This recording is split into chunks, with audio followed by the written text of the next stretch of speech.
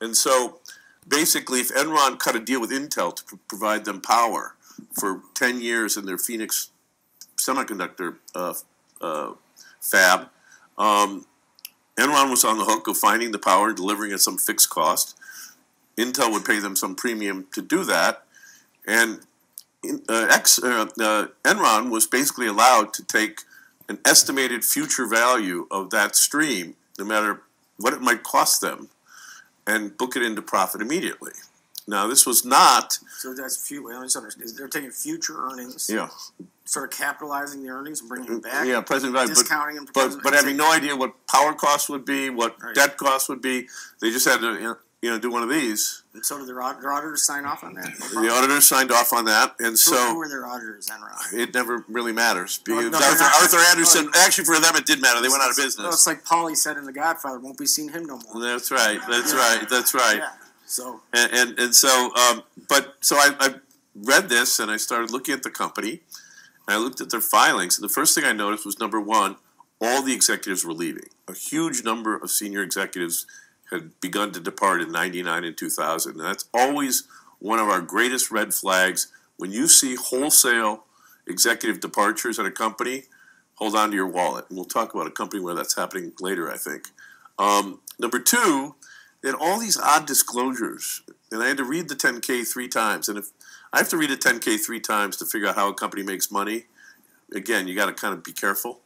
But in the back of the footnotes were these odd footnotes. They're hiding in plain sight, where entities with which Enron holds a general partnership stake and which a senior executive of Enron is the general partner are doing business and trading with Enron in a variety of securities, and blah blah blah blah blah. And I'm like, wait a minute, how do you have an affiliate where senior executive turns out to be Fastow, the CFO, was the general partner, and they're buying and selling assets with Enron? It's hopelessly conflicted. What they were doing was they were putting their questionable investments in those vehicles, and the ultimate fraud that came out later was that they had given a secret agreement with the buyers of those partnerships that if they lost money, Enron would issue stock to make them good. And Enron, that was not disclosed. That was the fraud that was never disclosed. I mean, it's just amazing that they put a foot. So it's almost like leaving you breadcrumbs, and you got to go down the road. Well, there was a great back and forth between Malcolm Gladwell and Joe Nocera, two great writers, about whether Enron was a mystery or a puzzle. And in a puzzle, you have enough information to solve it. With a mystery, you may never know, and it's kind of an interesting. And I believe actually Enron was a bit of both. There was a lot you could have found to make an investment case to be short. But there was a missing element that we didn't know until October of 2001, when it was disclosed that the buyers had this secret put agreement. Oh, when you're a guy like you and you've got it right in a big way, should you just wait till the end till it goes to zero, or are you covering at any point? In Enron's case, there was a couple of things we covered in single digits. So we started shorting the stock around 60. It went to 80, and then basically straight down. There was one great moment, however, in November of 2001. The company was clearly on the ropes. They had not filed yet. And the stock was in the mid-teens, maybe low teens. And the Me Too company from across the street, a company called Dynergy, everybody kind of forgets this, made a bid for Enron in the height of its distress. And Enron stock went from maybe 12 to 18. Dynergy, which was the sort of Enron B team, everything Enron did, they did later and worse.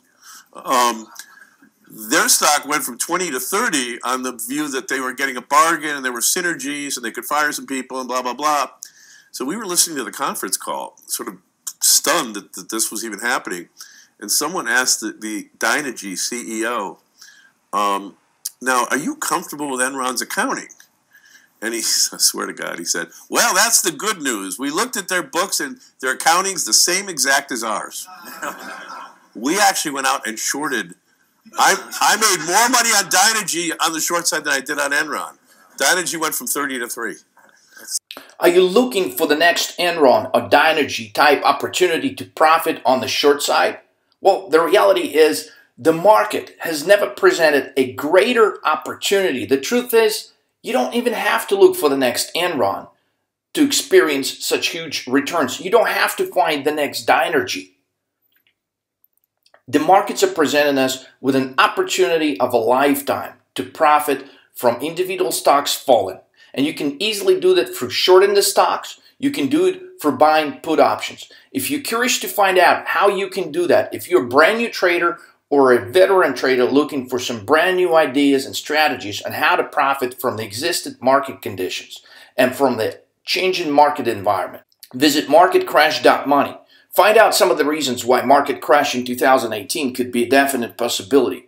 Why Bitcoin crash is a definite possibility as well. More importantly, how to take advantage of the stock market crash before it takes advantage of you.